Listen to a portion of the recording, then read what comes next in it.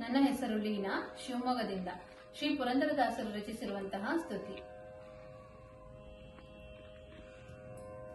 ಕೆರೆಯ ನೀರನು ಕೆರೆಗೆ ಚೆಲ್ಲಿ ವರವ ಪಡೆದವರಂತೆ ಕಾಣಿರು. ಹರಿಯ ಕರುಣದೊಳಾದ ಭಾಗ್ಯವ ಹರಿ ಸಮರ್ಪಣೆ ಮಾಡಿ ಬದುಕಿರು. ಶ್ರೀ ಪುರಂದರ ವಿಠಲರಾಯನ ಚರಣ ಕಮಲವ ನಂಬಿ ಬದುಕಿರು. ಹರಿಯ ಕರುಣದೊಳಾದ ಭಾಗ್ಯವ ಹರಿ ಸಮರ್ಪಣೆ ಮಾಡಿ ಬದುಕಿರು. ಶ್ರೀ ಪುರಂದರ ವಿಠಲರಾಯನ ಚರಣ ಕಮಲವ ನಂಬಿ ಬದುಕಿರು.